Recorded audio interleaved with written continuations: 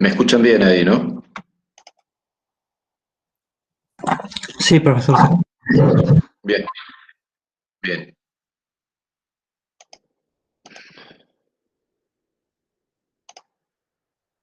Oh, Cristo.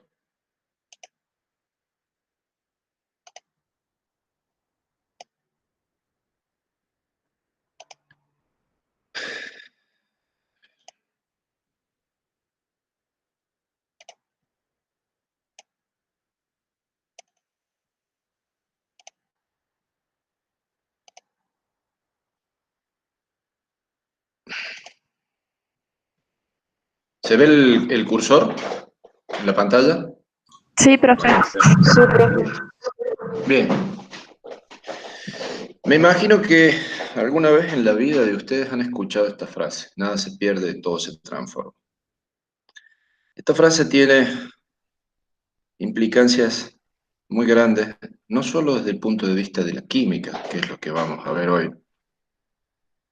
sino también en lo personal, después de haber vivido más de 50 años, uno empieza a entender algunas cosas que no comprendía antes.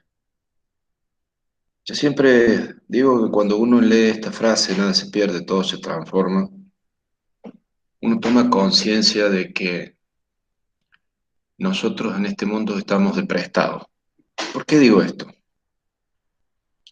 Nosotros vamos a ver ahora un tema que es la estequiometría en las reacciones químicas, que se ocupa fundamentalmente de entender las relaciones cuantitativas de transformación de masa que ocurren cuando una reacción química sucede. ¿Y por qué les digo que nuestra vida está de prestada acá? Porque si ustedes piensan un poco, eh, nosotros estamos constituidos por átomos, las personas están constituidas por átomos. ¿Y qué significa eso? Que la naturaleza nos ha prestado los átomos por un rato. Y siempre me gusta decir que en realidad nadie muere, sino que nada se pierde, todo se transforma. Si uno se pone a pensar fríamente, los átomos que componen nuestro cuerpo, que nos construyen como una entidad viva, alguna vez pertenecieron a los dinosaurios. Y hay una chacarera de los hermanos Carvajal que dice: la vida me han prestado y tengo que devolverla cuando el creador me llame para su entrega. Que mis huesos, piel y sal abonen mi suelo natal. Eso significa que en algún momento vamos a tener que devolverle a la naturaleza lo que nos ha prestado. Y nada se pierde, todo se transforma. Si uno lo mira desde el punto de vista frío, es simplemente así. Podemos ponerles nuestras creencias religiosas particulares a esto, pero y creer que existe un alma y que hay una trascendencia después de esa transformación que vamos a sufrir. Pero eso ya entra dentro del dominio de lo que piensa y siente cada uno de nosotros. Lo importante es que podamos comprender que nada se pierde y todo se transforma. Después de esta introducción filosófica, que escapa un poco al área de la química, me gustaría que lo que les acabo de decir lo piensen detenidamente, porque cuando uno es joven hay cosas que no piensa, que que no ve. Simplemente no por un defecto personal, sino porque la juventud y el ímpetu que uno tiene hace que no pueda observar detenidamente las cosas que sucedan alrededor de uno. Y el universo es algo maravilloso, es algo impresionante cuando uno empieza a entender cómo funciona. Y esto es fundamental para poder transformar las cosas que nos rodean para beneficio propio. Por eso es importante que entendamos que en una transformación química siempre todo lo que ocurre es simplemente un cambio. y es lo único que se perpetúa en el tiempo, el cambio. Y nada se pierde, todo se transforma. ¿Se acuerdan de Dalton cuando lo vimos en teoría atómica? Él marca el principio. Yo no estoy muy convencido de que sea él el que marca el principio de la química moderna, pero es lo que dicen los libros. Yo creo que la química moderna se basa fundamentalmente, su comienzo como ciencia se basa fundamentalmente en lo que hizo Antoine Laurent de Lavoisier, Marqués de Lavoisier, que ya lo vamos a ver un poquito más adelante, que fue el que enunció esta famosa frase, nada se pierde, todo se transforma.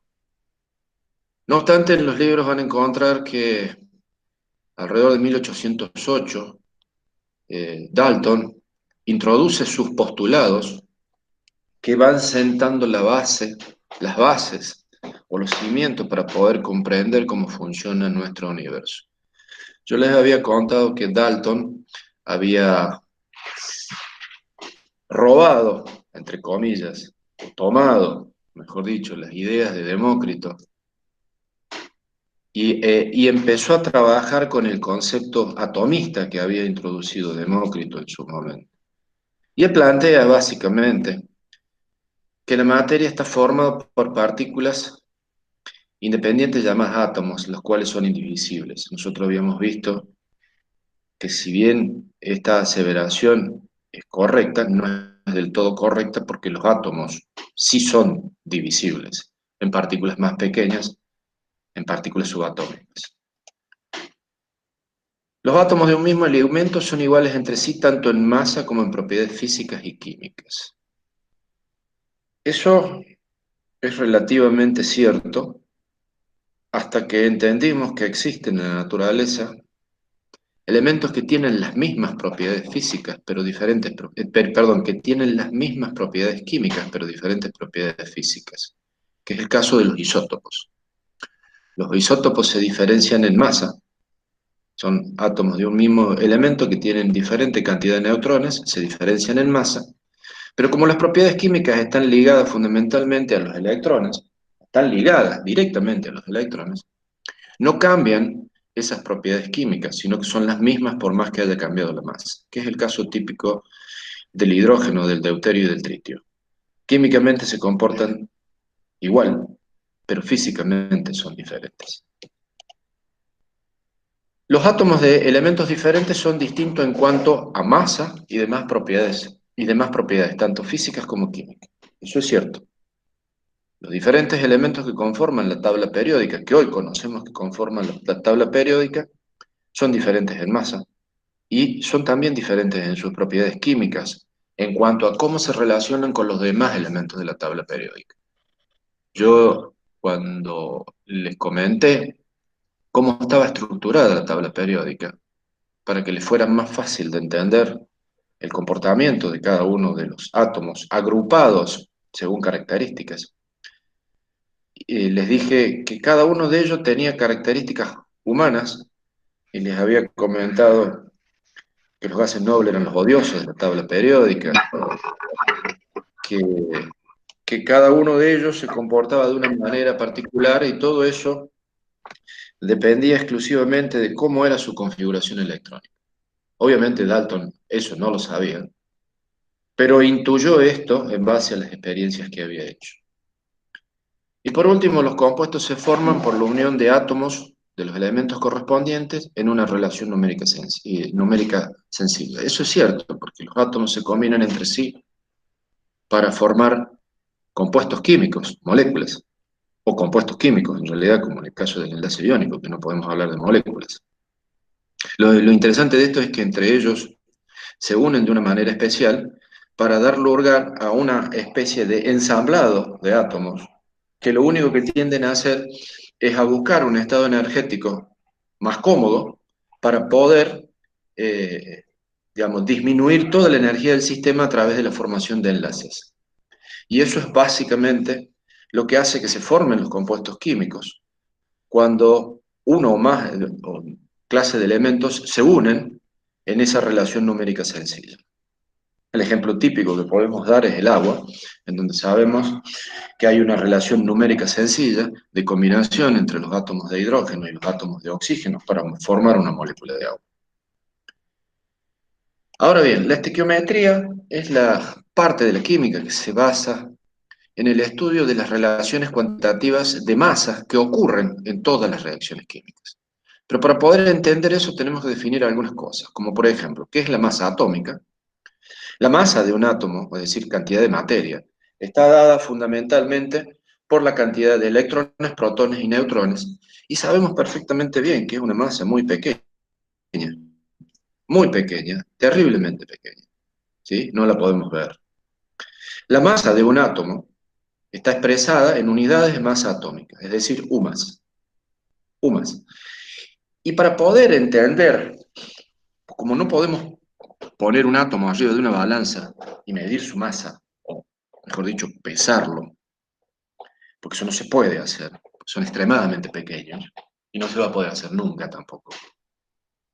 Lo que nosotros hacemos es construir una escala relativa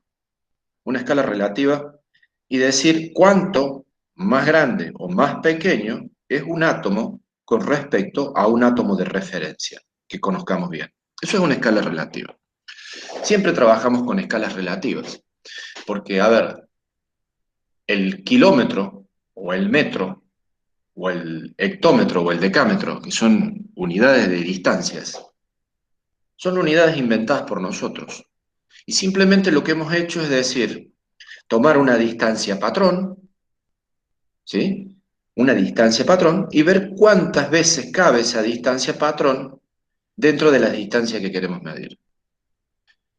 En este caso hacemos exactamente lo mismo. La masa de un átomo, que está expresada en UMAS, ¿sí? La referenciamos a un átomo de la tabla periódica, para poder saber cuánto más grande o cuánto más pequeño que ese átomo de referencia, ¿sí? Es el átomo que yo estoy midiendo. En este caso, lo que normalmente se usa es la 12ª parte del átomo de carbono 12, del isótopo del átomo de carbono 12. En un comienzo, para armar las masas de la tabla periódica, obviamente, lo lógico era tomar al hidrógeno como tal y decir cuántos átomos de hidrógeno necesitábamos poner para construir los demás átomos de la tabla periódica. Pero se vio que esa relación no era del todo exacta, porque cuando descubrimos los neutrones, empezamos a ver que había diferentes clases de isótopos y tuvimos que tener en cuenta, para calcular las masas atómicas, las abundancias isotópicas. En el caso del carbono 12, después del hidrógeno se usó el oxígeno 16, pero después, por convención, se vio que era mejor utilizar el átomo de carbono 12. Y lo que hacemos es comparar a todos los átomos de la tabla periódica con el átomo del carbono 12, para decir cuánto más grandes son que el átomo de carbono 12 o cuánto más pequeños son que el átomo de carbono 12. ¿Por qué el átomo de carbono 12? Y porque tiene 12 protones, ¿sí? Y 12 neutrones en el núcleo, ¿sí? Y aparte de eso, es un átomo muy estable, tiene varias características por lo cual es conveniente utilizarlo como referencia para poder medir la masa del resto de los átomos. Y la unidad de masa atómica se define como la 12ª parte de un átomo de carbono 12. ¿Sí? La 12ª parte de un átomo de carbono 12. ¿Vamos? Perdón, dije 12 protones, 12 neutrones, no, 6 protones y 6 neutrones tiene el núcleo del átomo de carbono. Perdón, ahí me equivoqué. Obviamente se utiliza, como les decía, el átomo de carbono 12 como referencia para establecer una escala relativa. Veamos un ejemplo, por ejemplo. Veamos un pequeño ejemplo.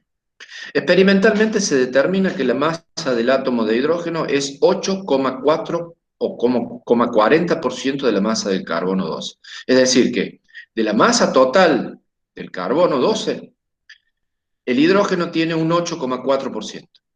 Entonces, si yo digo 0,084, es decir, 8,40 dividido 100, ¿sí? Para calcular el porcentaje, multiplicado por 12, me da que la masa del átomo de hidrógeno aproximadamente es 1,008 UMAS. ¿Sí? Es aproximadamente esto. ¿Sí? Y de ahí yo puedo construir todas las masas atómicas que están en la tabla periódica, pero con un pequeño detalle. Tengo que tener en cuenta las abundancias isotópicas para poder calcular este valor, que ya lo vamos a ver cómo se hace. La masa atómica promedio es la que se observa en la tabla periódica, es el promedio ponderado de las masas de cada isótopo en la mezcla natural. Presten atención. Supongamos que yo tengo un recipiente conteniendo hidrógeno, ¿sí? Supongamos que el hidrógeno, supongamos que es un polvo, en realidad es un gas, pero supongamos que es un polvo, ¿sí? Y yo saco una cucharada de ahí adentro, saco una cucharada de hidrógeno de adentro del recipiente. En esa cucharada de hidrógeno que yo saqué, va a estar conformado por los tres isótopos. Y la cantidad de uno de ellos va a ser proporcional a la abundancia que haya en la naturaleza. Es decir, nosotros sabemos hoy en día que el 90 y aproximadamente 98% de esa cucharada va a ser hidrógeno como tal. Aproximadamente un 1,5% va a ser deuterio y el 0,5% restante va a ser tritio. Entonces, cuando yo tenga que poner la masa atómica en la tabla periódica, tengo que tener en cuenta cuánto aporta a la masa de esa cucharada total que yo saqué del tarro, ¿sí? Cada uno de los isótopos para saber cuánto va a pesar esa cucharada que saqué del tarro. Entonces, es relativamente fácil de hacer el cálculo y fíjense, les voy a dar un ejemplo. El átomo de cromo tiene las siguientes masas isotópicas. La naturaleza existe cromo 50, cromo 52, cromo 53 y cromo 54. El cromo 50 tiene una masa medible aproximadamente de este valor, 49,9461. El cromo 52 tiene esta masa aproximadamente, el cromo 53 esta y el cromo 54 esta. Cuando yo saque una cucharada de cromo del tarro, veo que dentro de esa cucharada total, un 4,35% corresponde a cromo 50, un 83,79% corresponde a cromo 52, un 9,5% corresponde a cromo 53 y un 2,36% corresponde a cromo 54. Entonces, cuando yo tome la cucharada completa de cromo que saqué del tarro, el 83,79% de la masa total de la cucharada corresponde a cromo 52, que es el más abundante que existe en la naturaleza. Entonces, para poder calcular cómo aporta cada uno de ellos a esa cucharada final que estoy sacando del tarro, lo que tengo que hacer es calcular el 4,35% de este valor, de 49,9461, y ponerlo acá. Es decir, el 4,35% de este valor es 2,1727. El 83,79% de este valor, 51,9405, es 43,5209. El 9,5% de este valor es 5,029. El 2,36% de este valor es 1,27. Cuando yo sume esto que está acá, sume todos estos valores, voy a obtener la masa atómica que figura en la tabla periódica. Y ese valor de masa atómica está teniendo en cuenta las abundancias relativas de cada uno de los isótopos que existen en la naturaleza de este átomo, del átomo de cromo. Por eso es que las masas atómicas que están en la tabla periódica no son números enteros, sino son un número con una coma seguido de decimales. Esa es la razón por la cual los distintos elementos de la tabla periódica tienen una masa no entera, porque estoy teniendo en cuenta la abundancia isotópica. Este señor abogado, fíjense en la época que vivió, se preocupó por tratar de medir la cantidad de átomos de carbono 12 que existían en 12 gramos de carbono 12. 12 gramos de carbono 12. Para ello hizo una serie de experimentos con gases, hace muchos años. Fíjense en la época que vivió, abogado. No había fotos en esa época, así que tuve que poner un dibujito. Él llegó a la conclusión que en la masa atómica expresada en gramos, ¿sí? Si el carbono 12, digo 12 gramos, eso representa un mol de partículas. Y un mol de partículas siempre tiene un número fijo y definido de partículas. Siempre. En 12 gramos de carbono hay un número fijo y definido de partículas. Ese número se conoce con el número de Avogadro. Y este número es este que se ve acá. 602.000 trillones de partículas en un mol. ¿Qué significa eso? Que si yo tengo 12 gramos de carbono 12, voy a tener un mol de partículas de carbono 12. Y en ese mol de partículas siempre va a haber el número de Avogadro de partículas. No le puso número de Avogadro a él, se lo pusieron posteriormente en honor a su descubrimiento. Y ese número es este numerito que se ve acá. 602.000 trillones de partículas. Es un número muy, muy grande. Muy grande. Para que ustedes tengan una idea de ese número, ¿qué representa ese número? Es tan grande que ni siquiera si sumamos todas las monedas que andan dando vuelta en el planeta podemos llegar a ese número. No podemos llegar a ese número con todas las estrellas que nosotros podemos observar desde acá, desde la Tierra. No hay forma de llegar a ese número. Para que ustedes tengan una idea del tamaño de ese número, si yo tuviera 602.000 trillones de pelotitas de ping-pong, ¿saben lo que es una pelotita de ping-pong, me imagino?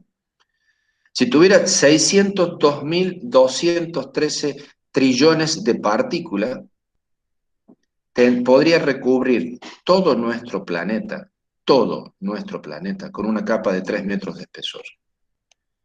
Eso significa que ese número es un número extremadamente grande. Y es decir, que hay esta cantidad de átomos de carbono 12 en 12 gramos de carbono. Este número infinitamente grande se puede expresar con notación científica y decir 6,02 por 10 a la 23. Este número extremadamente grande nos hace tomar conciencia de que el mundo atómico es extremadamente pequeño. Imagínense que en una cucharada de carbono 12 gramos de carbono, ¿sí?, hay 602.000 trillones de átomos de carbono.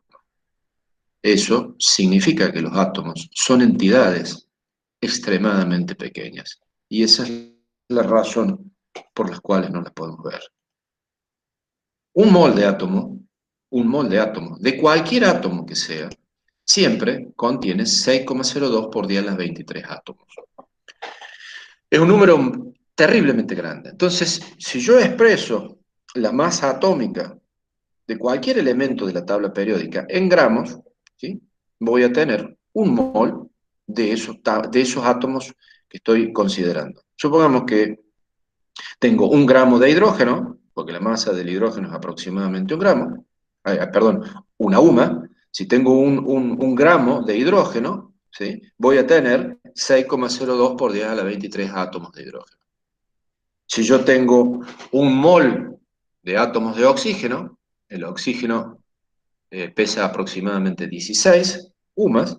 Si yo tengo 1 mol, voy a tener 16 gramos de oxígeno, y ahí voy a tener aproximadamente 1 mol, ¿sí?, de átomos de oxígeno. ¿Se entiende? Básicamente, sí. ¿Puedes repetir, por favor, esa partecita que dijo recién? Bien.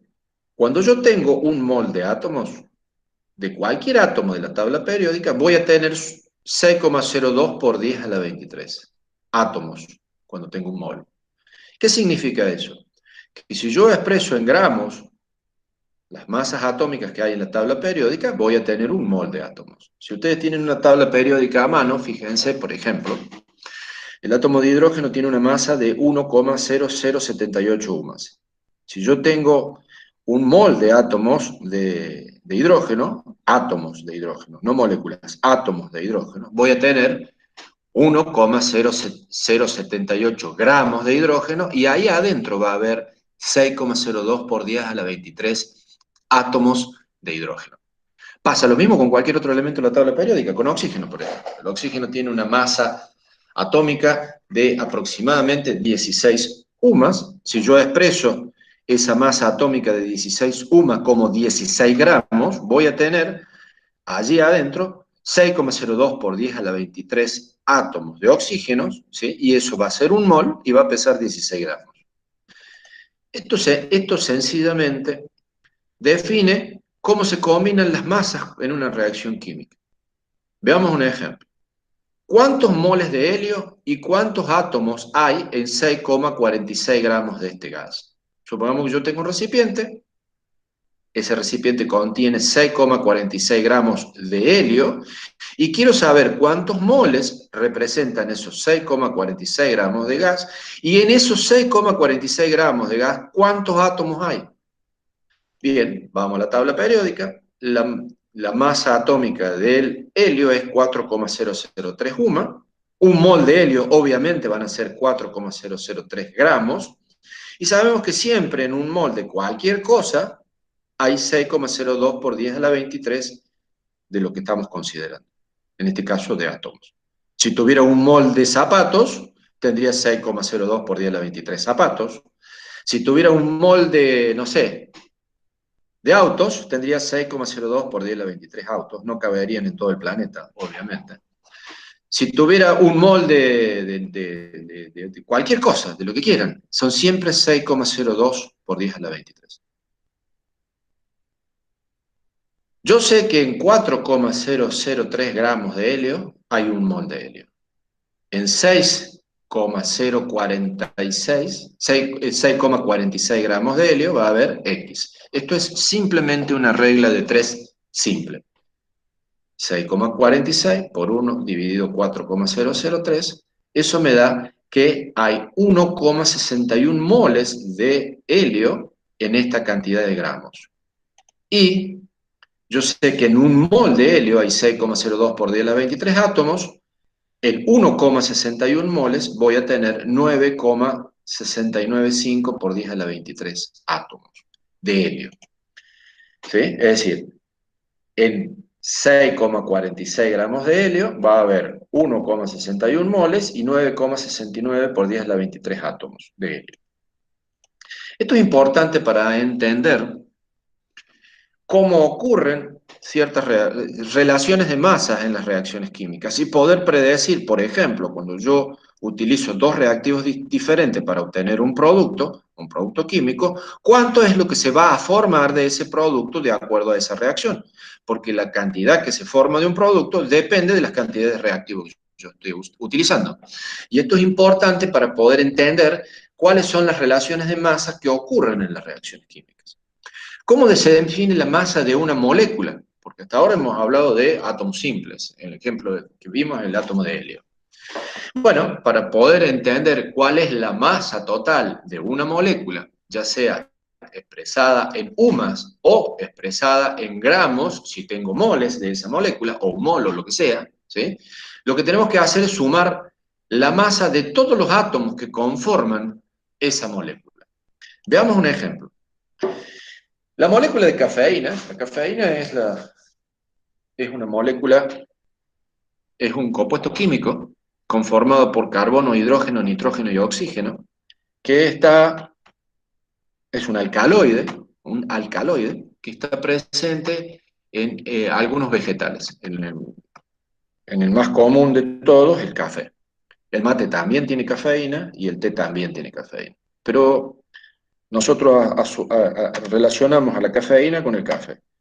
Y es interesante porque la cafeína es un alcaloide típico que tiene actividad estimulante en nuestro organismo. ¿Qué significa eso? Me imagino que ustedes cuando tienen sueño y están estudiando toman café o toman mate para despertarse un poco. Lo que hace es aumentar la liberación de adrenalina, que es otro compuesto químico, en nuestro organismo y eso es lo que nos mantiene en cierta forma despiertos y un poco más atentos. Pero concentrémonos en esto. El ejemplo dice, calcule la masa molecular de la cafeína sabiendo que su fórmula mínima es 8 átomos de carbono, 10 átomos de hidrógeno, 4 átomos de nitrógeno y 2 átomos de oxígeno. ¿Cómo voy a calcular la masa atómica? Primero, voy a buscar en la tabla periódica la masa de cada uno de los elementos. El carbono es 12,0 UMA, soy 0,1 UMA. La masa del hidrógeno es 1,008 UMA. La masa del nitrógeno es 14,01 UMA. Y la masa del oxígeno es 16 UMA. Entonces, la masa molecular... La Sí, UMA es unidad másica. unidad de masa atómica. Unidad másica. Unidad de masa atómica. Eso es Gracias. UMA. Y la definimos al principio como la 12ª parte de la molécula, del átomo de carbono 12. Entonces, la masa molecular va a ser, obviamente, la masa que aporta el carbono, la masa que aporta el hidrógeno, la masa que aporta el nitrógeno y la masa que aporta el oxígeno. Si yo sumo todas esas masas, voy a tener la masa molecular de la molécula, valga la redundancia, de cafeína. Entonces, si yo multiplico por 8 la masa del carbono, por 10 la masa del hidrógeno, por 4 la masa del nitrógeno y por 2 la masa del oxígeno, y sumo todo eso, voy a obtener la masa atómica expresada en UMAS de la cafeína. 8 por 12, 10 por 1, 4 por 14 y 2 por 16. Cuando yo hago esa operación matemática, llego a que la masa molecular de la cafeína es 194,2 UMAS. 194,2 UMAS. Ahora bien, la masa molar, expresada en moles, sería 194,2 gramos. ¿Y cuántas moléculas de cafeína contendrían 194,2 gramos de cafeína? Serían 6,02 por 10 a la 23 moléculas de cafeína en un mol de cafeína. ¿Está claro eso? Bien. ¿Qué es la masa molar? Es simplemente expresar la masa atómica, cambiar el término UMA por gramo. Entonces, la masa molar de la cafeína sería 194,2 gramos y habría Profe, 6,0. Sí, sí, ¿masa decime. molar y masa molecular vendría siendo lo mismo en este caso? No, una cosa es la masa molecular, que se expresa en UMA, la masa de una molécula, y otra cosa es la masa molar. La masa molar es la masa expresada en gramos de 6,02 por 10 a la 23 moléculas. Una Ah, sería una entiendo. sola molécula y la otra sería un montonazo de moléculas juntas y la expreso en gramos. Esa es la diferencia entre masa molecular y la masa molar de un compuesto químico. ¿Estamos? ¿Se entendió eso? Vuelvo a repetir. Sí, sí. Masa molecular, una sola molécula, y en el caso de la cafeína, su masa es de 194,2 unidades de masa atómica. En cambio, la masa molar va a ser la masa expresada en gramos de lo que pesa, ¿sí? 6,02 por 10 a la 23 moléculas de cafeína, y eso significa que va a tener una masa molar de 194,2 gramos. Gramos. ¿Estamos? Una cosa es la masa molecular, que no la vemos a la molécula, de una sola molécula, y otra cosa es la masa molar, que es la masa de 6,02 por 10 a la 23 moléculas. Es una diferencia extremadamente grande, extremadamente grande. Ahora bien, reacciones químicas y ecuaciones químicas. ¿Qué diferencia hay entre una reacción química y con una ecuación química? Una reacción química es un proceso en el que una o varias sustancias cambian para formar una o más sustancias químicas diferentes. Eso es una reacción química. El proceso en el que se combinan una o varias sustancias y cambian o se transforman para formar una o más sustancias químicas que son completamente diferentes a las sustancias que utilicé al principio. Eso es una reacción química. Y una ecuación química es una descripción simbólica de una reacción química. Y nosotros utilizamos esa descripción simbólica para poder diagramar o describir cómo es lo que está ocurriendo en esa transformación. Fíjense, entonces, supongamos que yo tengo una reacción química. La reacción química es la que ocurre entre el hidrógeno y el oxígeno para formar agua. Eso sería la reacción química. Pero esto sería la ecuación química que describe la reacción que ocurre entre el hidrógeno y el oxígeno para formar agua. Y lo que me está indicando esta ecuación química es que el hidrógeno y el oxígeno se combinan, es decir, hidrógeno reacciona con oxígeno para producir agua o formar agua. Y además de eso, esta ecuación me está indicando no solamente los elementos que participan en esa reacción química para formar este producto, sino que también me está indicando la proporcionalidad que existe en esa reacción química entre este elemento y este elemento. Esa proporcionalidad me está indicando que cuando una molécula de hidrógeno reacciona con media molécula de oxígeno, forma una molécula de agua. Acá el coeficiente 1 no se pone porque obviamente la multiplicación por 1 no se expresa. O lo que es lo mismo, un mol, podría decir, un mol de moléculas de hidrógeno reacciona con medio mol de oxígeno para formar un mol de agua. Y lo único que he hecho, en expresarlo distinto así, es cambiar el tamaño de la reacción. En un caso había dicho una molécula, media molécula, una molécula, y acá, en la segunda parte, dije un mol, es decir, 6,02 por 10 a la 23 moléculas de hidrógeno reaccionan con medio mol, ¿sí?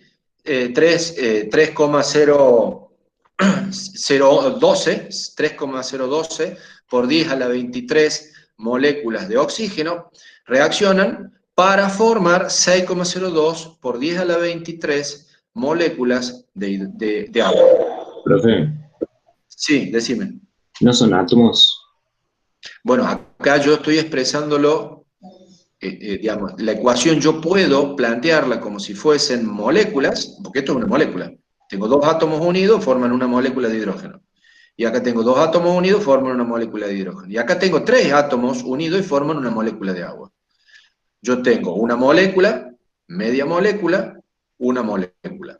Puedo decir un mol de moléculas, medio mol de moléculas, para formar un mol de moléculas. ¿Sí? Ah, bien. ¿Se entiende? Sí, sí. La reacción química que yo estoy planteando, digamos, la reacción química que yo estoy considerando, la forma fácil de escribirla es a través de una ecuación química para no usar tantas palabras, porque en definitiva los químicos también copiamos de los átomos tratar de buscar el estado de menor energía, y buscar el estado de menor energía es simplificar las cosas para que podamos trabajar menos, básicamente. Entonces yo podría haber escrito todo esto, la reacción química que ocurre, podría haber dicho, el hidrógeno se combina con el oxígeno, un mol de hidrógeno se combina con el oxígeno para formar una molécula de agua. Lo escribí así, más fácil. Y he utilizado los símbolos químicos que están en la tabla periódica. El H simboliza hidrógeno, la O mayúscula simboliza oxígeno, y el agua se puede escribir de esta manera. Es decir, el hidrógeno molecular reacciona con el oxígeno molecular para producir agua, y eso es básicamente lo que yo estoy describiendo. No confundir reacción química con ecuación química. Son dos cosas diferentes. Es sutil la diferencia, pero son dos cosas diferentes. Entonces es importante que uno tenga este concepto. Lo que estoy tratando de enseñarles es hablar un nuevo idioma, que es el idioma químico. Básicamente lo que estamos haciendo es aprender a hablar en químico. Entonces, esta es la ecuación química. Además de ello, puedo agregarle esto que se ve en rojo, que simboliza el estado de agregación en el cual se encuentra. Y yo estoy diciendo una molécula, ¿sí?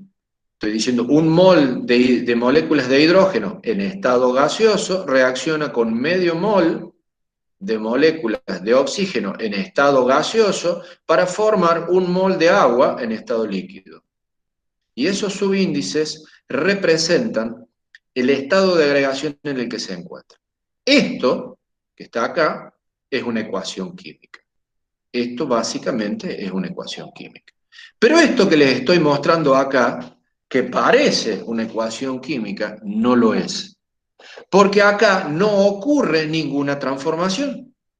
Simplemente lo que he hecho es cloruro de sodio, sal de mesa en estado sólido, agregarla a un vaso que contenía agua en estado líquido y disolverla. Pasó a estado acuoso.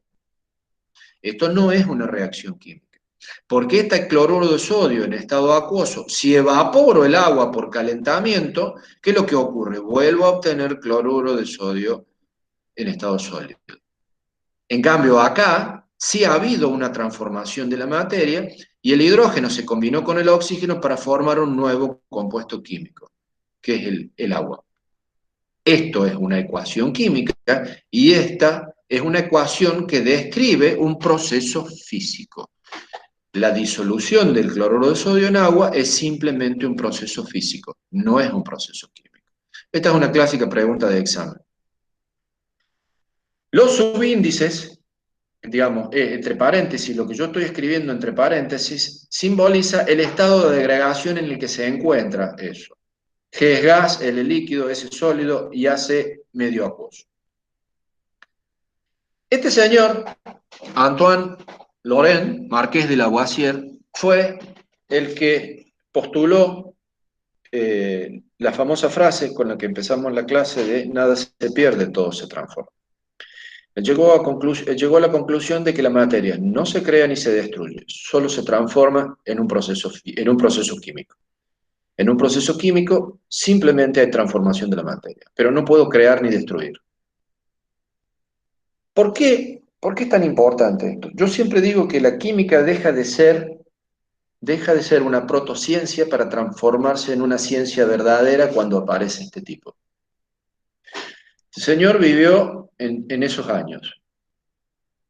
¿Alguno sabe cuándo fue la Revolución Francesa? ¿En qué año fue la Revolución Francesa? ¿No tienen ni la más pálida idea de cuándo fue la Revolución Francesa? En 1789. 1789. Muy bien, felicitaciones. 1789 es un número fácil. 1789. 1789. La Revolución Francesa provocó una transformación social impresionante a nivel del mundo occidental, porque da lugar a la caída de las monarquías absolutas, y da lugar a la aparición de la república en Francia, el concepto de república, que también se lo afanaron a los griegos, porque los franceses no lo inventaron los griegos. Este señor vivió en esa época. ¿Y por qué les hago referencia a la Revolución Francesa? Porque la Revolución Francesa no solamente fue cambios sociales en cuestiones políticas, sino también cambios sociales profundos en cuestión de pensamiento. Tuvo una implicancia muy grande en la transformación de cómo veíamos las cosas, de cómo veíamos nuestro universo. Antoine Laurent de Lavoisier era un marqués, pertenecía a la nobleza, ¿sí? Y muere en 1794, y muere de una forma bastante trágica porque le cortaron la cabeza en la guillotina. Para que digamos, la Revolución Francesa tuvo cosas positivas y también cosas muy negativas. Fue bastante sangrienta y le cortaron la cabeza. Pobre Antoine. Él postula que la materia no se crea ni se destruye, sino que se transforma en cualquier reacción química. ¿Por qué dijo esto? Porque hasta ese momento existía una creencia generalizada que venía de los alquimistas. Me imagino que ustedes habrán visto Harry Potter, ¿sí? Y habrán visto Harry Potter y la piedra filosofal. En esa época los alquimistas creían que podían transmutar la materia.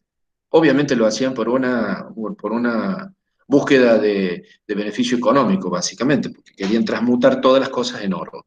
Eso se relacionaba con la leyenda del rey Midas, que todo lo que tocaba lo transformaba en oro. Por eso no podía tocar ni a sus hijos, porque los transformaba en oro.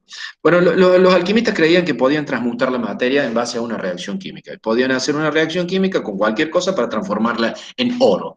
Y ellos creían que existía algo que se llamaba piedra filosofal, que ahora nosotros lo denominamos catalizador, que es capaz de llevar a cabo una transmutación de la materia, un cambio. Lavoisier echó por tierra eso y llegó a la conclusión de que eso no se podía hacer. ¿Cómo llegó a la conclusión de eso? Bueno, él hizo un experimento muy, muy novedoso. Los alquimistas decían que si uno introducía adentro de un balón de vidrio, introducía agua, lo sellaban y lo calentaban durante 100 días seguidos, podían crear materia. ¿Y en qué se basaban? Se basaban en que cuando ponían el agua dentro del balón de vidrio, Lo sellaban y lo calentaban, calentaban, calentaban. Después de un tiempo aparecía un polvo en suspensión dentro del agua. Y decían que habían creado materia.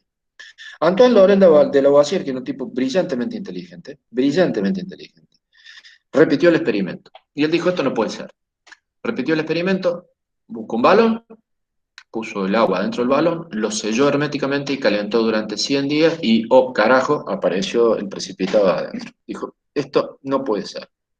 Lo que hizo fue volver a repetir el experimento varias veces, pero esta vez introduciendo un concepto diferente. Midió inicialmente la masa del balón, es decir, lo pesó, midió la masa de agua que introdujo adentro del balón, la pesó también, y pesó, se cerró el balón con el agua, lo pesó antes de poner al fuego, es decir, obtuvo la sumatoria de la masa del balón más la masa del agua que puso, ¿sí? Lo volvió a pesar y anotó todo esto detalladamente. Realizó nuevamente la experiencia, calentó durante 100 días el balón con el agua hermético, ¿sí? Y apareció el precipitado. Retiró el balón de la fuente de calor, lo pesó y vio que la masa no había variado. Abrió el balón, sacó el agua con eso que estaba en suspensión, lo filtró el agua, se quedó con esa masa de suspensión, midió la masa de agua, vio que la masa de agua no había cambiado, midió la masa del balón y vio que el balón había perdido masa.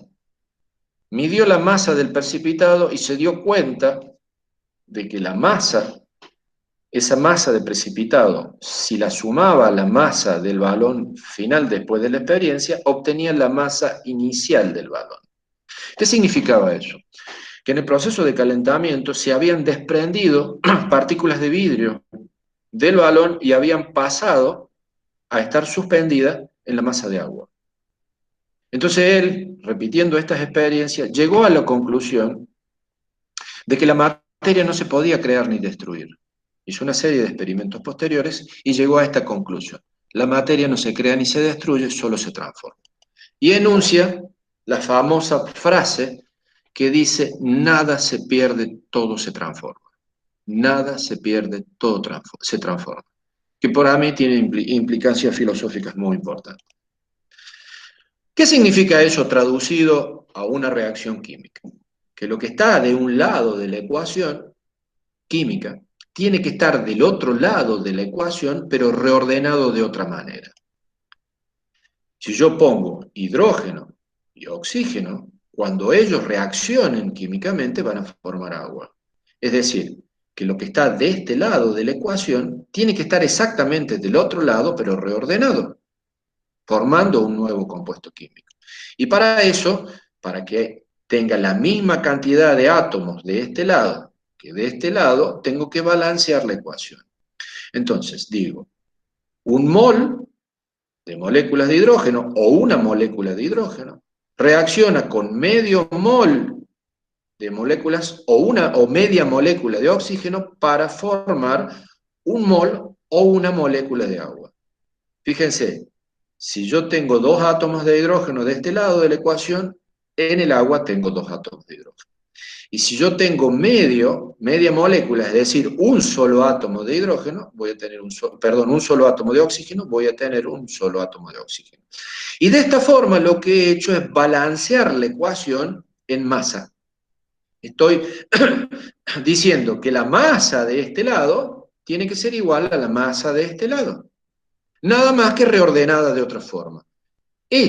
A esa conclusión llegó Antoine Laurent de Lavoisier, y la química empezó a ser una ciencia y dejó de ser una protociencia. Porque los alquimistas, más allá de que sentaron las bases del entendimiento de muchas cosas, ¿sí?, en sus creencias no científicas, porque eran básicamente creencias filosóficas, creían que, por ejemplo, para que esta reacción ocurriera había que hacer una noche de luna llena o rezarle un Padre Nuestro. Y hoy sabemos que eso no tiene ninguna importancia cuando uno hace una reacción química.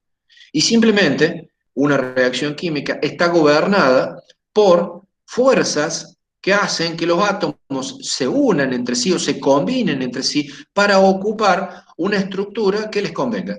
Nada más que eso. Y lo hacen siempre en una relación numérica sencilla, combinándose en una relación numérica sencilla y siempre manteniendo el principio o la ley universal de conservación de la masa. No puedo destruir la masa, no puedo crear masa de la nada.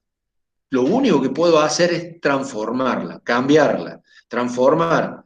En este caso, lo que he hecho es hacer una reacción entre el hidrógeno y el oxígeno para formar agua, un nuevo compuesto químico. A partir de dos compuestos químicos diferentes, he llegado a un compuesto químico nuevo.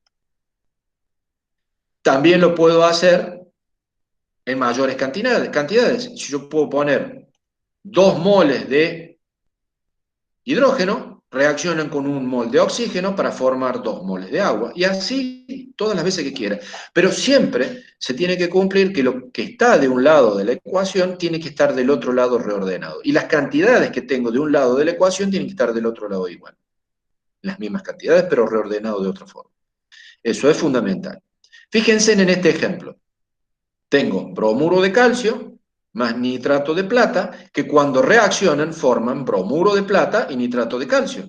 Entonces, si yo tengo que balancear esa ecuación, voy a tener que tener la misma cantidad de todos estos elementos que están del lado izquierdo de la ecuación, del lado derecho también, pero reordenados, la misma cantidad. Entonces, fíjense, si yo tengo 2 átomos de bromo acá, tengo que poner un 2 adelante del bromuro de plata.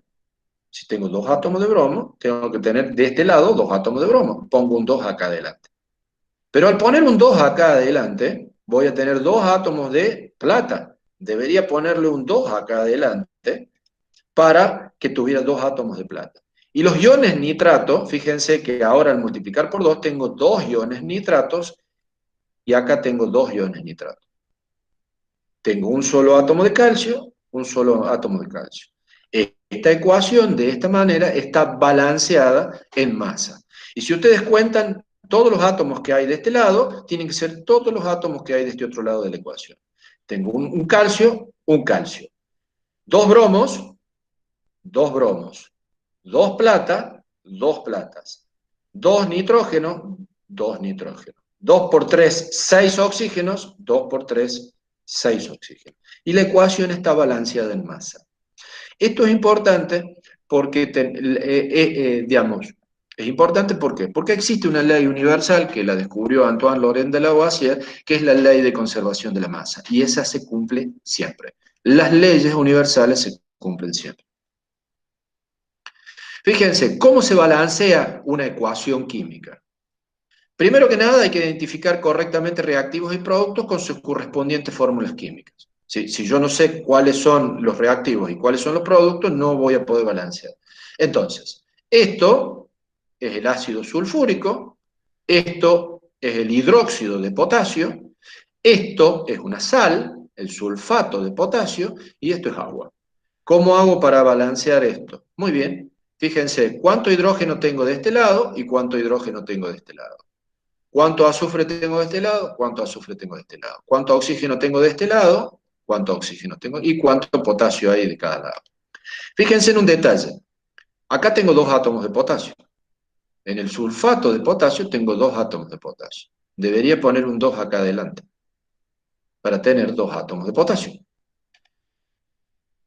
Lo que podemos ir haciendo es ir probando diferentes coeficientes estequiométricos hasta encontrar los adecuados para poder balancear esta ecuación. Nunca se deben cambiar estos que están acá abajo, nunca.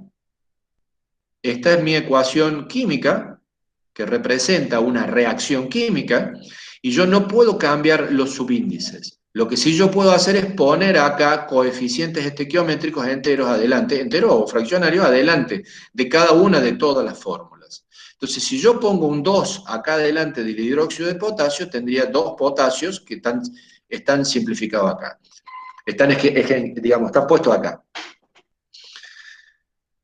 Dice, buscar elementos que aparezcan una sola vez en ambos lados y las fórmulas que contengan estos elementos deben tener el mismo coeficiente, ¿sí? Si yo tengo elementos que aparezcan una sola vez en ambos lados de la ecuación, el ejemplo es el azufre o el oxígeno, este oxígeno 4, este ion se llama sulfato y está igual en ambos lados. Buscar elementos que aparezcan una sola vez en ambos lados, pero con distinto número de átomos, distinto subíndice. El valor del subíndice se intercambia colocándolo, este valor de subíndice que tengo acá, se intercambia acá, lo pongo acá, para poner un 2 acá adelante, y al tener 2 potasios acá adelante, yo puedo seguir balanceando la ecuación. Y lo que voy a tener que hacer es ver qué coeficiente le corresponde al agua para terminar de balancear los hidrógenos y los oxígenos. Fíjense, yo pongo un 1 acá, el 1 no va, un 2 acá. Se balancean los elementos que aparecen en las dos fórmulas y tengo que poner un 2 acá delante del agua. ¿Por qué? Fíjense que estos dos protones que tiene el hidrógeno, el ácido sulfúrico acá, se pueden combinar con 2 iones oxidrilo de acá para formar 2 moléculas de agua. Entonces yo saco estos 2 protones, vengo, los pongo acá, tengo dos especies OH acá, con 2 protones van a dar 2 moléculas de agua. Y yo puedo balancear la ecuación en masa. Si ahora ustedes cuentan, yo voy a tener la misma cantidad de elementos químicos de este lado que de este lado, pero de este lado están reordenados. Del lado de producto están reordenados. Y así puedo balancear la ecuación. Esto, básicamente, lo que tienen que hacer es practicar. Esto es práctica. Solamente eso, práctica. No es difícil, es hasta que le agarren la mano a ustedes y lo que tienen que hacer es hacer muchos ejercicios. En el final del capítulo del Chang hay fórmulas para practicar balanceo de ecuaciones, etc. También hay subidas al LEV, me imagino. Profe, Sí, en decime. ese caso siempre nos van a dar la ecuación ya hecha y nosotros solamente la tenemos que balancear. No, yo puedo decirte en palabras, el ácido sulfúrico reacciona con el hidróxido de potasio para formar sulfato de potasio y agua. Y vos tenés que escribir la ecuación y balancearla. Eso significa Claro, que tenés que o sea, conocer a los compuestos químicos los tenés que conocer. claro, Así pero como conoces la fórmula química del agua o del cloruro de sodio, también tenés que conocer la fórmula química del ácido sulfúrico, del hidróxido de potasio, del sulfato de potasio, etcétera, etcétera. las sustancias nos van a dar todo, digamos, los nombres. Te podemos dar los nombres para que vos escribas la ecuación química, o te podemos dar la ecuación química para que vos me digas cómo se llaman. Perfecto. ¿Verdad? Entonces, eso significa que tienen que aprender a hablar en químico. Básicamente eso es lo que estamos tratando de hacer. Aprender a hablar en químico. Entonces yo puedo decirte, qué sé yo, el ácido nítrico reacciona con el hidróxido de amonio para formar nitrato de amonio. ¿Estamos? Más agua. El nitrato de amonio es lo que explotó hace unos días atrás en Beirut. Nitrato de amonio. ¿Vieron la explosión en la televisión? ¿Sí? Sí. Si la gente que estaba encargada de custodiar ese galpón hubiera sabido que el nitrato de amonio había que manejarlo con cierto cuidado, porque era explosivo, no hubiera sucedido lo que sucedió. ¿Estamos? Entonces, ustedes como ingenieros tienen que ser capaces de ver el rótulo de una etiqueta, identificar el compuesto químico y saber cómo manejarlo. Básicamente es eso. Si yo no sé identificar una fórmula química, muy difícilmente puedo saber de qué se trata. ¿Vamos? Entonces, tienen que practicar y estudiar. Esto ya lo deberían saber ustedes de la secundaria, porque en la secundaria se enseña química. Pero lamentablemente no lo aprenden, o no se los enseñan, o no lo estudian. Pero esto es básico.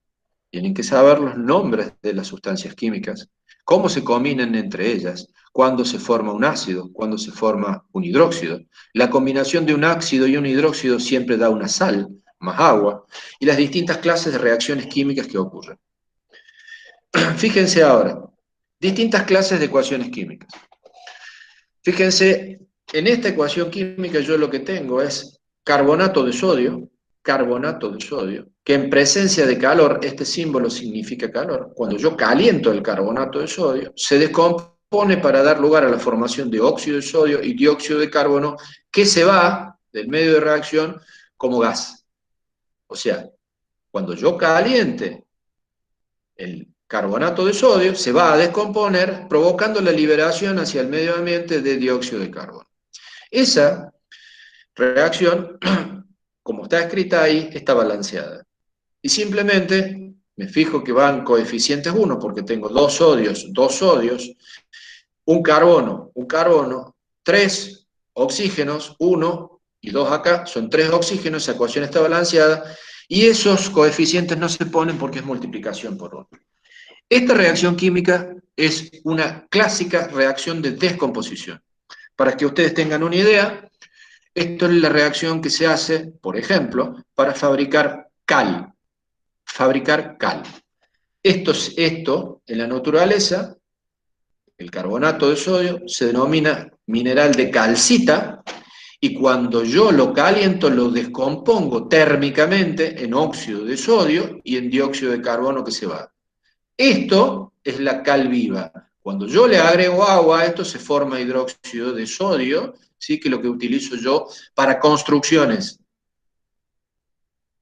Esta otra reacción que está acá es la reacción que ocurre entre el dióxido de azufre y el oxígeno para formar trióxido de azufre.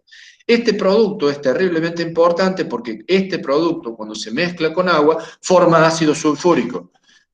Y el ácido sulfúrico es la base para fabricar un montón de sustancias químicas, medicamentos, alimentos, agroquímicos, explosivos, plásticos, un montón de cosas.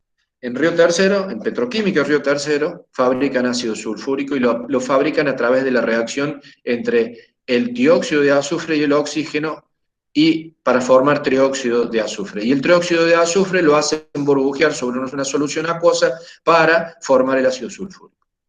Esta reacción, si ustedes la observan, la reacción que ocurre entre el dióxido de azufre y el oxígeno para formar el trióxido de azufre, es como si mirara esta reacción que tengo acá arriba del carbonato al revés. Porque he puesto dos sustancias químicas, unido dos sustancias químicas para formar una. En cambio, en esta, una sustancia química da lugar a la formación de dos diferentes. Esta reacción que está acá abajo es una reacción de combinación. Y para poder balancearla tengo que poner un 2 adelante del dióxido de azufre y un 2 adelante del trióxido de azufre. Fíjense, tengo un átomo de azufre, un átomo de azufre. De este lado tengo 4 átomos de oxígeno y acá tengo 3 átomos de oxígeno. Si yo hago esto, le pongo un 2 acá, le pongo un 2 adelante del dióxido y un 2 adelante del trióxido, voy a balancearlo. Voy a tener 2 átomos de azufre, 2 por 2, 4, más 2 son 6, 2 por 3 son 6 átomos de oxígeno y 6 átomos de oxígeno de este otro lado. Esa es una reacción de combinación. Fíjense en esta otra reacción. Esta reacción hago reaccionar el sulfato de aluminio. El sulfato de aluminio se usa muchísimo en las piletas como floculante, para que precipite lo que está suspendido en el agua, ¿sí? Y esta reacción lo que hace es, el sulfato de aluminio reacciona con un pedazo de cobre metálico en estado sólido, ¿sí? Para formar sulfato de cobre más aluminio metálico. Esta reacción se usa para fabricar aluminio sólido. También hay otras formas de fabricar el aluminio, pero esto se puede usar para fabricar aluminio. Y fíjense que uso sulfato de aluminio, cobre sólido, me da sulfato de cobre, que es una sal de color azul, un color azul hermoso, y aluminio sólido. Esa reacción, fíjense, si yo pongo un 2 adelante del aluminio, porque acá tengo 2 aluminios, en el sulfato de aluminio hay 2 aluminios, pongo un 2 acá adelante. Y fíjense que tengo 3 iones sulfato, debería poner un 3 adelante de acá, un 3 adelante del sulfato de cobre. Como tengo 3 iones sulfato, me lo indica este subíndice, tendría que poner un 3 acá adelante. Y si yo pongo un 3 acá adelante del sulfato de cobre, debería poner un 3 acá adelante del cobre. Fíjense, pongo un 3 adelante del sulfato de cobre y un 3 adelante del cobre, y así termino de balancear la ecuación. Esta es una reacción de desplazamiento o sustitución. Fíjense en esta otra reacción. Cloruro de magnesio más nitrato de plata para formar nitrato de magnesio y cloruro de plata. Fíjense que yo tengo un 2 acá del ion nitrato. Debería poner un 2 acá delante del nitrato de plata. ¿Ven este 2 que está acá? Si yo a este 2 lo pongo acá, me va a quedar 2 iones nitratos, pero voy a tener 2 platas. Debería poner un 2 adelante de la plata de acá.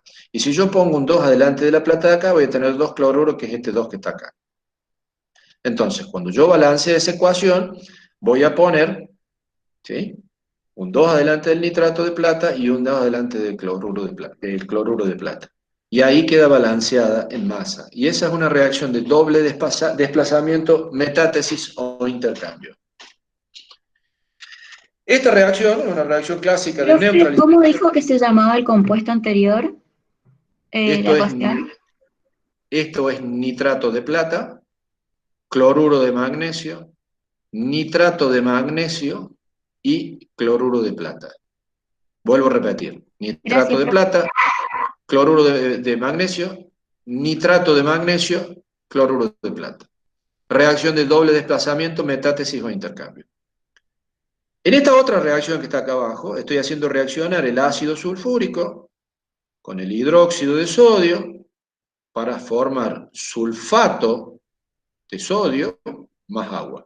Esta es una clásica reacción de neutralización porque estoy haciendo reaccionar un ácido con una base para formar agua. Si ustedes se fijan, el sodio tiene acá un subíndice 2. Significa que de este lado hay 2 átomos de sodio. Le voy a poner un 2 acá adelante. Un 2 adelante del hidróxido de sodio. Si yo este 2 que está acá lo pongo acá, 2 adelante del hidróxido de sodio, voy a poder balancear la ecuación. Pero como tengo 2 hidrógenos, y si puse el 2 acá voy a tener 2 oxidrilos, cuando reaccionen estos 2 oxidrilos con estos 2 hidrógenos, voy a formar 2 moléculas de agua y tengo que poner un 2 acá adelante. Fíjense, el 2 lo puse acá, reacción ácido-base o neutralización, y pongo un 2 adelante del agua. Y de esa forma la ecuación está balanceada. Por favor, tienen que practicar mucho esto, porque de ahora en más, todo lo que vamos a ver, si ustedes no son capaces de balancear una ecuación química, no van a poder hacer ningún cálculo. Y si no pueden hacer ningún cálculo, están fritos. Es así de simple.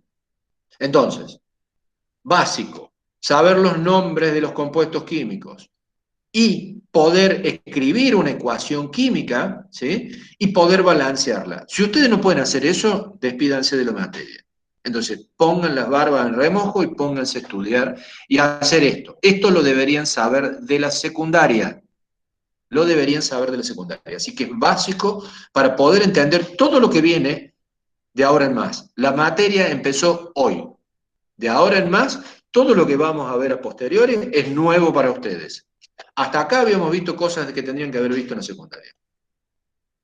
Fíjense en esta otra reacción. Estoy haciendo reaccionar este compuesto químico que se llama etano con oxígeno para formar dióxido de carbono y agua. Esta es una clásica reacción de combustión. Estoy quemando algo en presencia de oxígeno. Si yo mezclo esto, que es un gas, con oxígeno, y le arrimo una chispa, se prende fuego, y cuando se combustiona, se quema, forma dióxido de carbono y agua. Todas las reacciones de combustión forman estos dos productos. Y en general, las reacciones de combustión, a nosotros no nos interesan los productos de masa que se forman, sino el calor que libera esa reacción de combustión. Ya lo vamos a ver más detenidamente esto cuando veamos termodinámica y termoquímica. Fíjense que estoy haciendo reaccionar el etano con oxígeno para formar dióxido de carbono y agua. Fíjense que yo acá tengo 2 átomos de carbono, me lo dice este subíndice, quiere decir que yo acá tengo que poner un 2 adelante del dióxido de carbono, ¿sí? Tengo 6 átomos de oxígeno acá, quiere decir que tengo que poner un 3 adelante del agua, un 2 acá y un 3 adelante del agua. Si yo hago eso, cuando haga eso, yo voy a poder recién ahí balancear la cantidad de oxígeno que yo tengo. Porque voy a tener 3, voy a tener 2, por 2, 4, más 3, 7 átomos de oxígeno de este lado. Voy a tener que poner acá 7 medios para balancear este oxígeno. Fíjense, pongo un 3 adelante del agua, porque tengo 6, 3 por 2 son 6 hidrógenos, pongo un 2 adelante del dióxido de carbono, y voy a tener que poner 7 medios, coeficiente fraccionario, acá adelante. ¿Por qué 7 medios? Porque este 2 se simplifica con este 2 y me quedan los 7 átomos de oxígeno. Esa es una reacción de combustión y como les decía, de estas reacciones en particular, lo que más nos interesa es la energía que liberan para poder calentar algo. Ahora viene lo interesante. Dada una cantidad de reactivos y productos, poder predecir cuánto se va a formar de producto o de cuánto reactivo parte para poder hacer esa reacción. Dada una cantidad de reactivos, qué cantidad de producto se obtendrá, o dada una cantidad de producto, qué cantidad de reactivos se utilizó para formarlo. ¿Sí? Veamos este ejemplo. Molécula de monóxido de carbono. Monóxido de carbono terriblemente venenoso, es lo que hace que la gente se muere asfixiada cuando deja un artefacto que está quemando un gas en una habitación cerrada. Cuando se empieza a consumir el oxígeno, en lugar de formarse dióxido de carbono, se forma monóxido de carbono, combustión incompleta. Y este gas es tan venenoso como el cianuro, tan venenoso como el cianuro. O sea, partes por millón de concentración de este gas en el ambiente es suficiente para matar a una persona. Por eso es tan peligroso el tema de las combustiones incompletas. Fíjense en este detalle, estoy haciendo reaccionar 2 moléculas o 2 moles de monóxido de carbono con una molécula o un mol de oxígeno para formar 2 moléculas o 2 moles de dióxido de carbono. ¿Estamos? Entonces yo puedo, sabiendo cuánto he puesto de esto y de esto, cuánto se va a formar de mi producto. O sabiendo cuántos productos se formó, puedo calcular de cuánto oxígeno y cuánto monóxido de carbono he partido para hacer esta cantidad de producto que se forma del otro lado. Básicamente lo que hago es 2 moléculas, una molécula, forman 2 moléculas. Me lo dice la estequiometría de la reacción después que la balanceé. Esta ecuación está balanceada, y observando el balanceo me dice que cuando yo haga reaccionar 2 moléculas de esta, con una molécula de esta, se van a formar 2 moléculas de esta.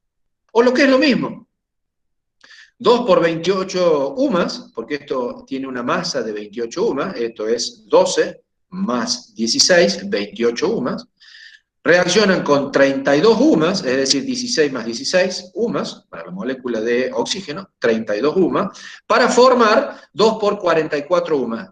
¿Sí? ¿Por qué 44 UMAS? Es 16 más 16, 32, más 12, 44. Esa es la masa molecular del dióxido de carbono, 44 UMAS. Quiere decir que lo que tengo de este lado tiene que estar del otro lado. Fíjense que si yo hago 2 por 28 más 32, me va a dar lo mismo que 2 por 44. 2 por 44 es 88, es 28, es 32 más lo que da este producto, me da 88. Y profe, ¿por qué lo pones 44? No te escucho, se entrecorta. ¿Cómo? Que por qué pones 2 por 44 y no directamente... 88. Sí. Fíjate que es para poder que ustedes identifiquen que 44 UMAS es la masa molecular del dióxido de carbono. Y pongo el 2 porque es el coeficiente estequiométrico. ¿Sí? 2 moléculas, o 2 por 44 UMAS, o 2 por 6,02 por 10 a la 23. Ahora moléculas sí. de moléculas de dióxido de carbono. En este caso estoy diciendo 2 por 6,02 por 10 a la 23, 6,02 por 10 a la 23, 2 por 6,02 por 10 a la 23. Y así yo puedo ir viendo todas las relaciones de masas que ocurren en esta reacción química para entender cuantitativamente qué es lo que pasa. O lo que es lo mismo, es decir, 2 moles reaccionan con un mol para formar 2 moles. ¿Estamos? O lo que es lo mismo, es decir, 2 por 28 gramos más 32 gramos da 2 por 44 gramos, si lo quiero hacer en cantidades molares. Veamos un ejemplo. Dice, el litio metálico reacciona con el agua para producir hidróxido de litio e hidrógeno gaseoso. Si yo no sé escribir las fórmulas químicas de lo que estoy nombrando con palabras, no voy a poder calcular ni mierda. Entonces tienen que ponerse a ver cómo se llaman los diferentes compuestos químicos. Este es un problema típico de un examen. Y me dice, el litio metálico reacciona con el agua para producir hidróxido de litio más hidrógeno gaseoso. ¿Cuántos gramos de hidrógeno y de hidróxido de litio se producirán cuando reaccionen 10 gramos de litio metálico con la cantidad suficiente de agua? Cálculo. Datos primero. Litio, 6,941 UMAS. Esa es la masa atómica. La molécula de hidrógeno, 2,016 UMA.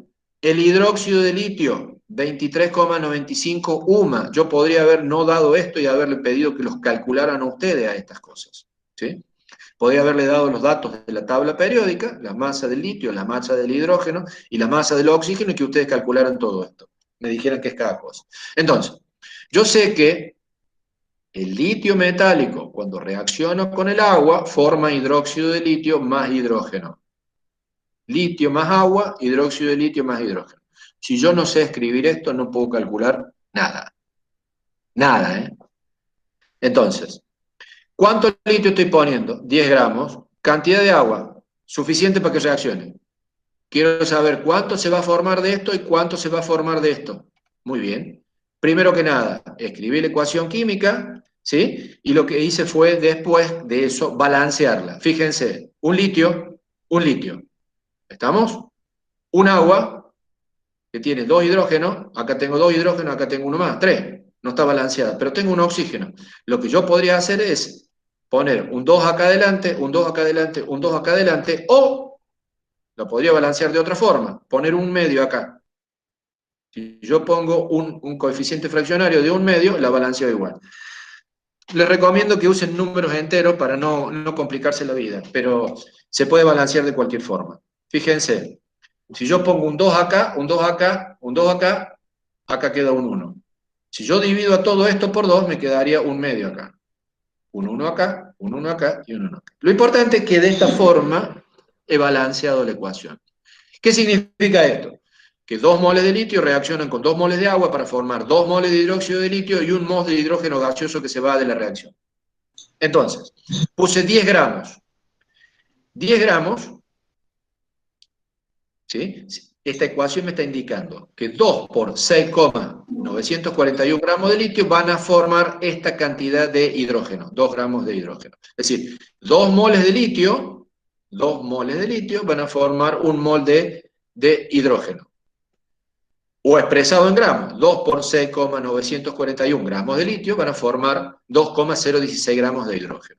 Los 10 gramos de litio que yo puse, ¿cuántos gramos de hidrógeno van a formar? X, muy bien, regla de 3 simple, calculo y me dice 4 por 2,016 dividido esto, me da 1,452 gramos de hidrógeno. Es decir, que cuando yo haga reaccionar 10 gramos de litio con cantidad suficiente de agua, se van a formar 1,45 gramos de hidrógeno gaseoso. Por otra parte, puedo hacer lo mismo para calcular el hidróxido de litio. 2 moles de litio forman 2 moles de hidróxido de litio.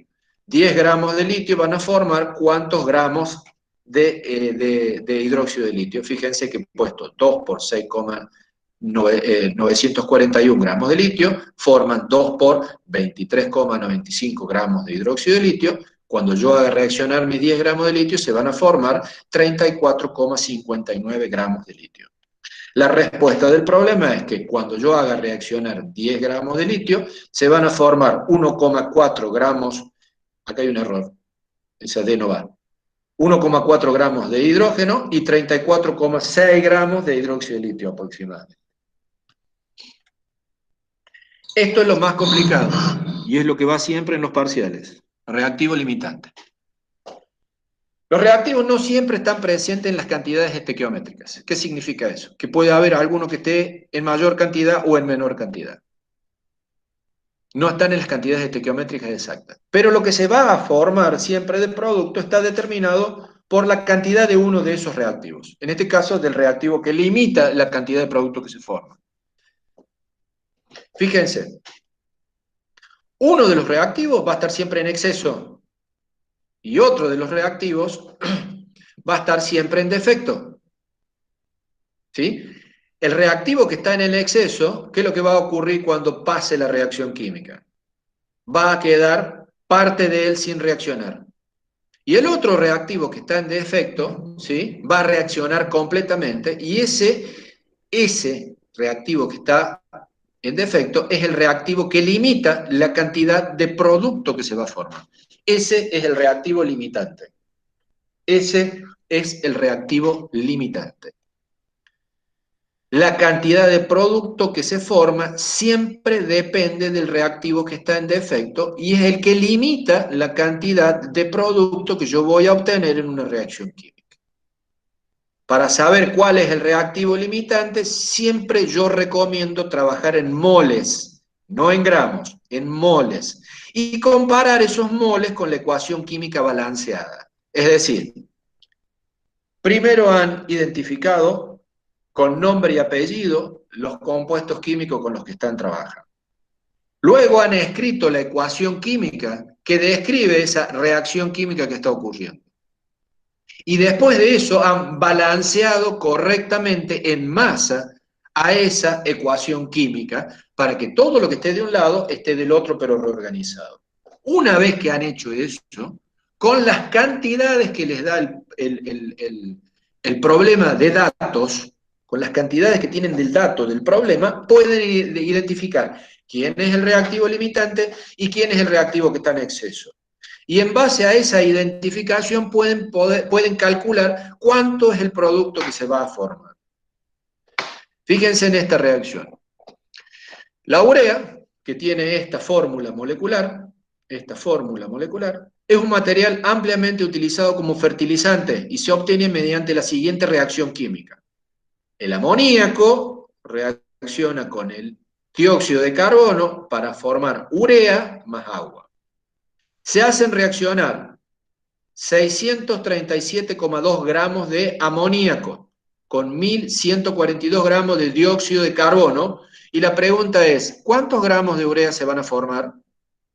Bueno, primero que nada, balanceamos la ecuación. Fíjense que yo tengo, vamos a volver para atrás, acá en esta molécula de urea tengo un 2 acá, que me está indicando que hay 2 átomos de nitrógeno en esta molécula. Si yo pongo un 2 acá adelante, pongo un 2 adelante del amoníaco,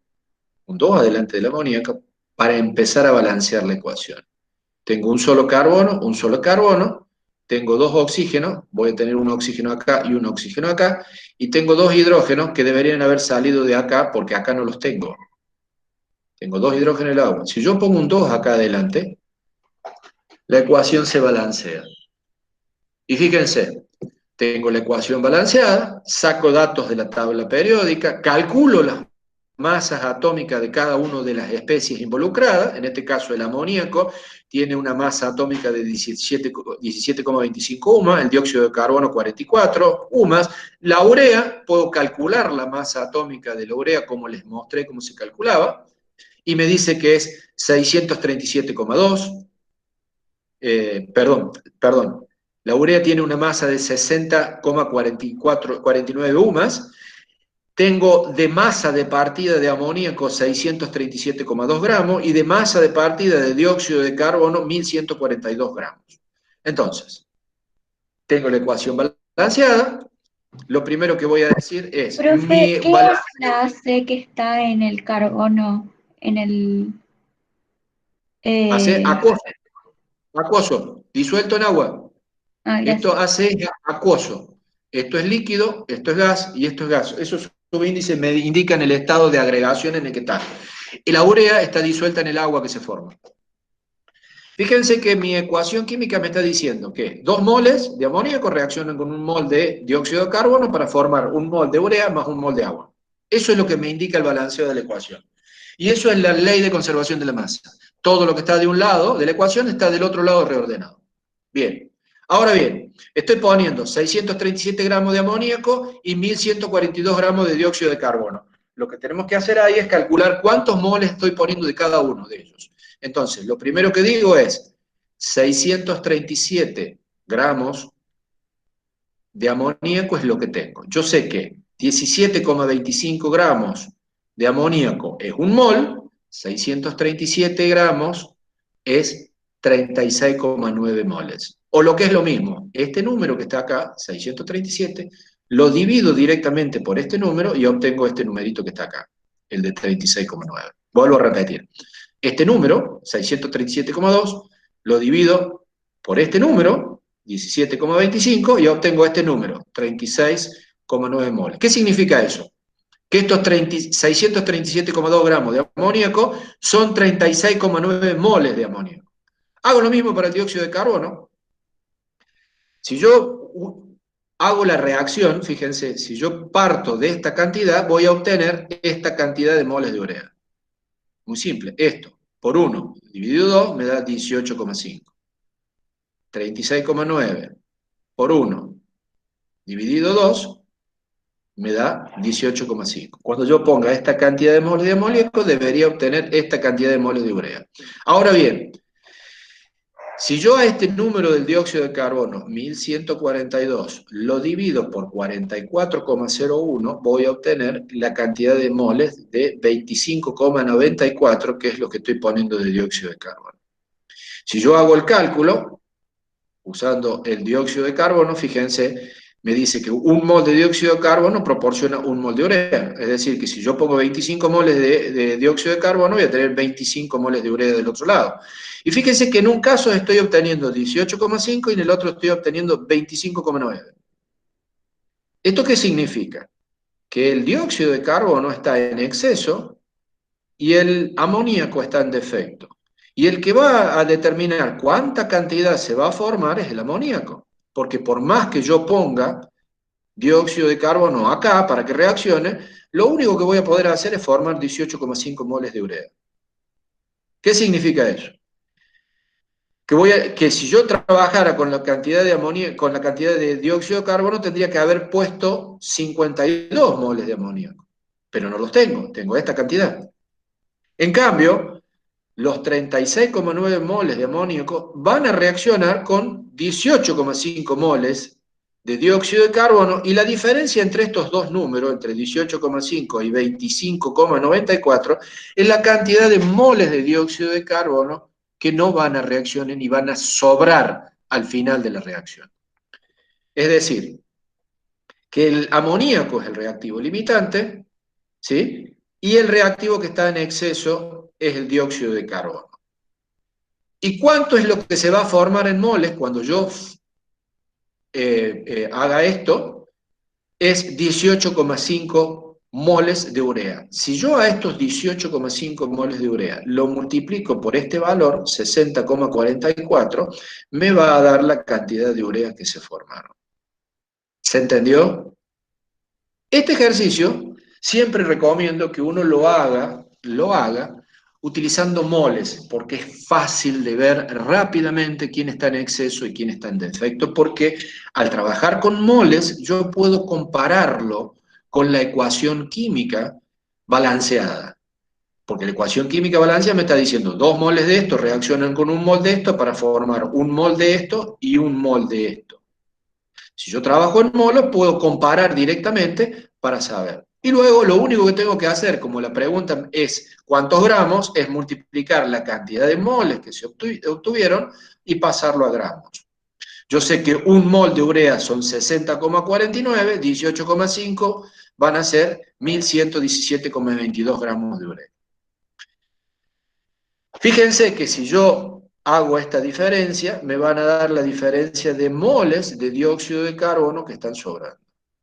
Si yo a esa diferencia en moles de dióxido de carbono, es decir, 7,44 moles, no multiplico por 44,01, me va a dar la cantidad de dióxido de carbono que sobró y quedó sin reaccionar en el medio de reacción. De esta forma, yo puedo saber quién es el reactivo que está en exceso, quién es el reactivo que está en defecto, quién es el reactivo limitante, que es el que está en defecto, cuánto me va a sobrar de algo y fundamentalmente cuánto se va a formar. Porque el reactivo limitante es el que limita la cantidad de producto que se va a formar. Este ejercicio también lo podemos hacer trabajando con gramos directamente. Con gramos. Es un paso más corto, es más corto trabajar con gramos, pero uno puede equivocarse si no está canchero. Entonces yo siempre les recomiendo que trabajen en moles, que hagan los cálculos en moles para ver fácilmente con la ecuación química balanceada. Pero cuando uno ya se pone canchero, directamente trabaja en gramos. Cuando uno le agarra la mano al cálculo, trabaja directamente en gramos. Ahora fíjense, trabajando, ¿cómo podemos calcularlo trabajando en gramos? ¿Sí?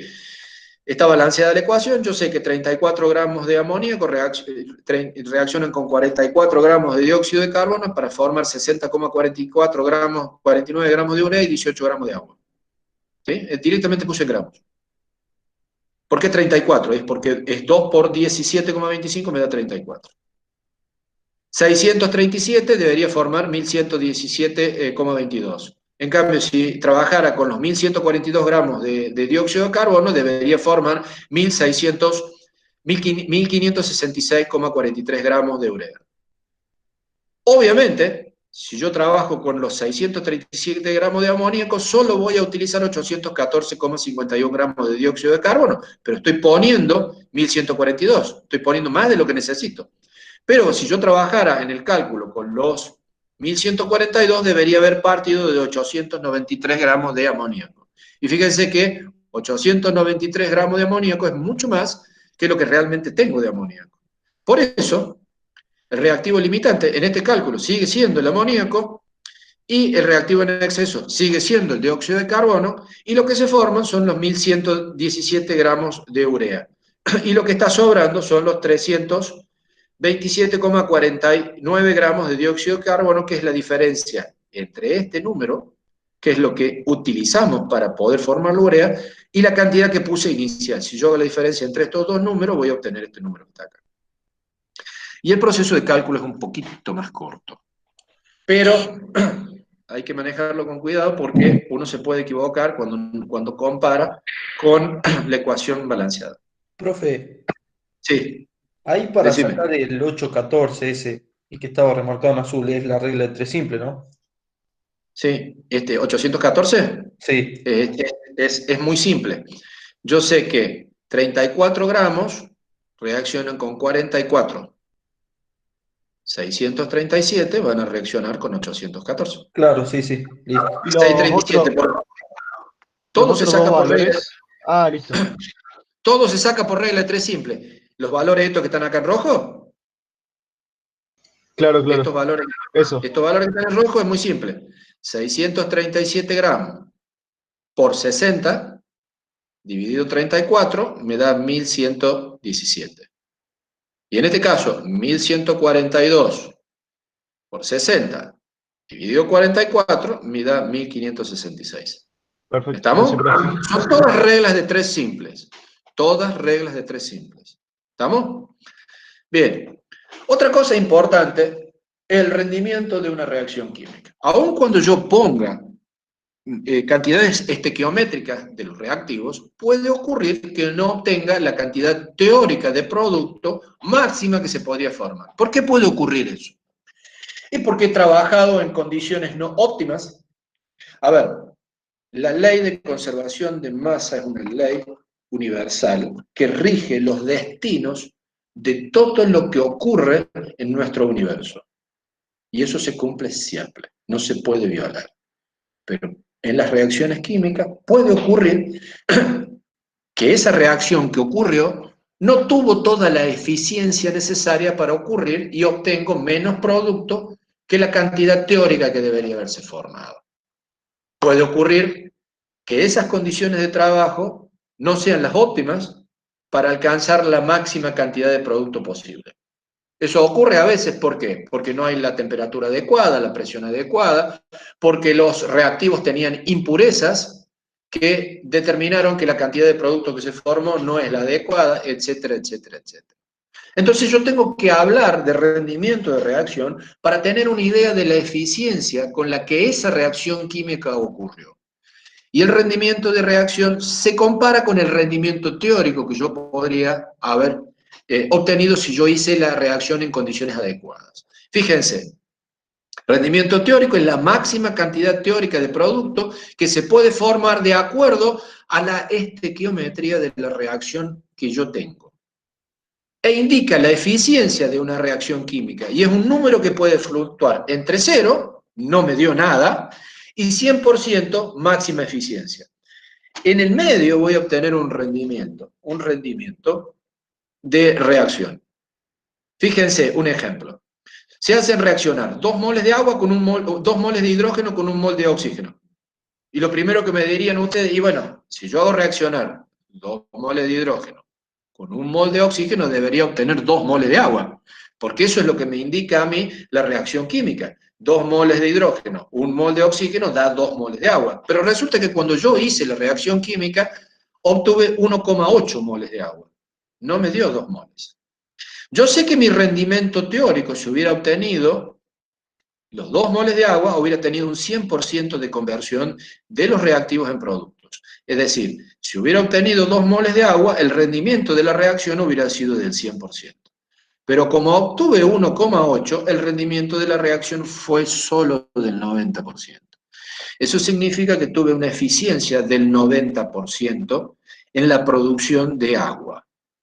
Esas cosas suceden en la reacción química, pero no porque se viole la ley de conservación de la masa, sino porque puede ocurrir que llevé a cabo esta reacción en condiciones no óptimas para obtener un 100% de rendimiento. Puede ocurrir que haya habido reacciones colaterales que vayan a dar la formación de otros productos y no esto que se ve acá.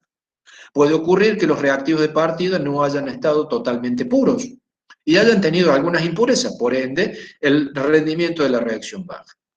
¿Qué significa esto? Que si a mí la reacción me da 100%, he logrado transformar todos los reactivos en productos. Y si me da 0%, no reaccionó.